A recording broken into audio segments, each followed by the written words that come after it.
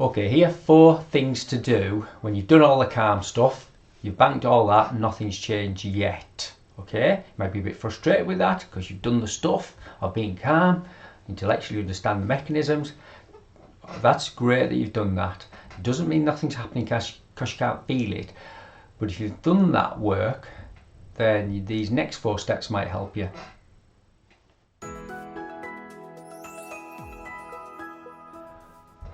Okay, so intellectually you understand that the pain you're getting is 100% real.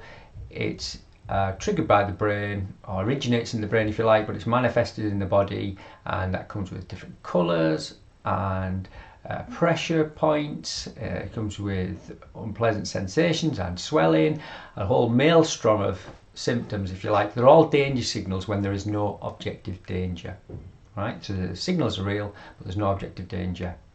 And you think this, or you know this. You're very frustrated. I understand that nothing's changed because you know this, but then that mechanism is naturally frustrating. It's human. Well, I would be frustrated. I have been frustrated. Think, well, I don't understand it. Why isn't it changing? Well, that's going into fix it mode. Fix it, fearing it, frustrated with it, find out if there's anything else. F, and lots of swear words beginning with F.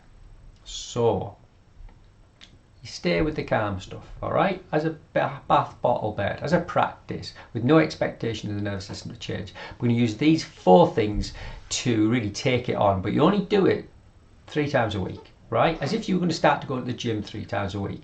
And what you're doing with that is, when you have pain and you're very focused on it, it's like a bowling alley where the lanes have had the guards or the outside edges brought in, and then in again and in again. So the body's really focused on staying away from pain, and on one side there's fear and the other side there's frustration, and as soon as it trips one or the other, you go back to the beginning again. So you can almost never get through to the place of recovery, and it looks very narrow from the perspective. Okay, does that make sense? So what we're doing is, yes, you stay focused on the recovery, the knocking the bowling balls down, moving towards and through pain, but actually the skill comes in nudging the boundaries. You've got a wider lane, a much wider lane. The nervous system then has capacity sideways for you to be moving forward. So yes, calmly focus on the potential that recovery is possible, and it is, from every single condition you are experiencing. I'll find you somebody else who's done it. And don't compare yourself to them. That's naughty. Just know that it's possible. And think of this as getting a sensitivity and a calmness with fear and frustration, and nudging those boundaries like a resilience. And you can measure this biologically, right? You can actually measure it in people. So that sideways lateral movement in the presence of fear, the presence of pain, the presence or anticipation of it, is a skill. Now you already have this skill. All humans have it. It's accessing it. Not sometimes. In persistent pain, it gets covered up with lots of reactionary patterns that are much faster. But we're going to almost drop them a little bit when we are objectively safe. And you use 4 things to do it. So there's going to be thoughts, and we keep the thoughts very, very simple and implicit. There's going to be a breathing pattern, very, very simple, very, you're already familiar with it, but we'll go over it. You're going to use a movement that's objectively safe, and you're going to use a feeling that you are objectively safe in. Doesn't matter that there's an unpleasantness emotionally and physically within you. It's just you are objectively safe. But we're going to use the challenge response with each of them. And the challenge response, it's almost like before an interview, before a fight, before a match, before a situation, where you're going to take this on and you're going to move through. But that takes energy, willpower, focus and intent. And when you have persistent pain, pretty much energy levels on the floor, willpower's on the floor, neurochemically it isn't there, and just one more try isn't in you. So the calming patterns and practices puts capacity in the system first. So you have some available will, intent and focus when you use it, but you've got to cap this off with calmness beforehand. So the first thing we do is you pick something that's objectively safe. that you're going to start to challenge a little bit, and that might be a position, a place. It could be moving the chair, it could be going in the garden, it could be a small walk, it could be lifting your arm, it could be turning your head. It doesn't matter. It's something that you know is objectively safe, that currently your body subjectively triggers pain on, or fear, or it triggers frustration with its in that experience. So you are going to get either side of this bowling lane very narrow and probably hit it. Well, that's okay, because there's no objective danger. It is objectively safe. So the words, classic Howard Chubiner ones: I am safe, I am healthy and strong, there is nothing seriously wrong with me, I am fine. 4 simple words. If you don't like those words or that language, you don't have to believe it. Use the third person. Drew Coverdale can do this. Drew can do this. You can do this. I can do this. However you say it, doesn't matter. Keep it really implicit so it has a depth of meaning. Tiger safe. Tiger safe. You notice as soon as I said that, I started to breathe. So we're already in the second category. Before an interview. Now, if I was doing this before moving a chair, my mind will judge that as that's nothing. Drew normally moves all the chairs. That's what Drew is. We don't allow those compulsive, addictive thoughts of the self, a false self almost, to hijack the situation. You're just going to move one chair. And you're going to attach a reward to the behaviour, not the outcome. So the brain rewards the behaviour, not the outcome. And that's how you grow the behaviours and automate them. And the net effect of a positive, healthy behaviour is health. It is so simple. It doesn't mean there's anything wrong in not seeing its simplicity, because how could we see its simplicity when the blood isn't even in the thinking part of your brain? It's in reflex thinking for years and years and years with some people. From childhood in some people. So everything's a reaction. And they're so successful with it, but the perfect storm's coming for that person. You pretty much predict them. So we've got the words, the breathing pattern, and movement. So let's pick an objective movement. Let's say it's my neck and shoulders are totally fine, but I have pain in my foot and my knee and my hip or my finger or something, or Raynaud's. It doesn't matter what the alarm is. You might use a movement like this. And yeah, if you've been using it calmly, you can actually do the same one, but a bit more energy, like you would in an interview. Drew can do this. You can marry 2 or 3 of them together. Drew can do this beforehand. Then you move the chair.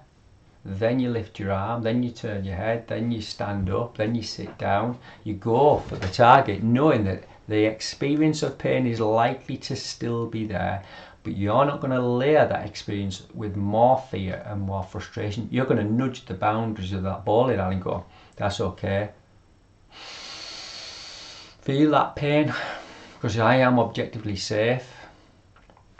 I am objectively safe. This is just fear. This is just frustration. And then we moved into the 4th category, which is acknowledging the emotion attached to the pain.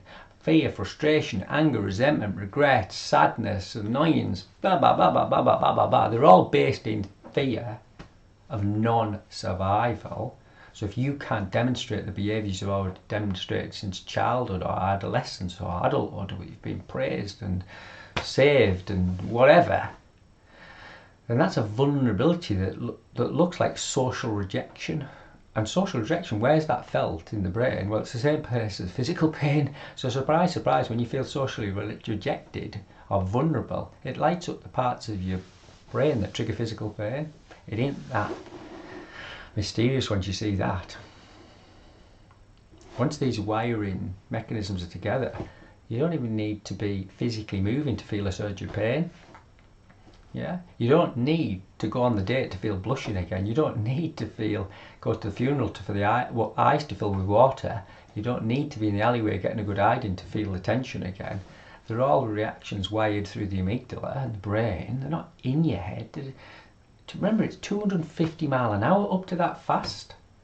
So our conscious mind, our thinking brain, first of all, you've got to put blood there by maintaining a state of calm, and then take it into the battle, but with determined courage not windmilling. I'll beat it, I'll fight it, oh my god, it's too hard, oh, I can't do it on Facebook, it's too hard. Nothing wrong with those behaviours, but they will not help you get out of persistent pain. I've used all of those. Every human uses them. They're meant to be there so we can get help off others during absolutely overloading physically, emotionally, psychological times. That calls on the help from other people, or just musters the rage and strength and fearful behaviours to get through those moments and survive them. So they're absolutely beautiful traits.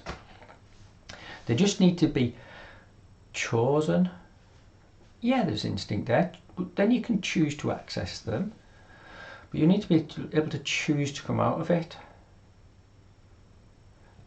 And if in a moment it transmuted from excite and delight that was too much for the nervous system because there was too much excitement and not much delight, it transmutes to fight or flight, and then it goes into freeze and thaw, and then people are stuck there. So just like that shift, momentary shift, where you feel excitement change to fear and fear can change to excitement, and that's what we're doing. We're kind of buffering the fight or flight or the freeze and thaw into excite and delight, moving with it, telling the brain and body this isn't the threat I first believed it was and have for so long. Then you take it into the calmness. So the baseline work that you might have already done and hopefully have stayed consistent with is there ready for you now when you start to take on excitement. Pain is just an exciting delight in a different dress. It doesn't matter what the experience is like, you are not in objective danger. You've had everything tested. Most people have seen that many doctors, that the sick are seeing doctors, and it doesn't matter if they found some damage or some markers there. I'm telling you, there's other people with just those same markers who are now pain free. They've got all the scars and the markers still, but they don't have pain. And they move into health through that consistency. It is possible. It's natural to have a baseline stressful state that's functional and active and healthy and happy, but it's not functional to go above there for too long, and that wasn't your fault. It just happens the way it's happened, and we can't change that, but you can change the length of time you stay in the state that's persisted from it by moving back. Whether your body wants it or not, it thinks it knows what's right for you now. But if you commit to showing it the calm from that point of excitement, you do it consistently, you can start to make progress. Have a go. Feedback with how you get on. And if you get stuck, shout. There's lots of other different things you can do. But it isn't about doing, it's about being in that state. And each of those 4 things take you there.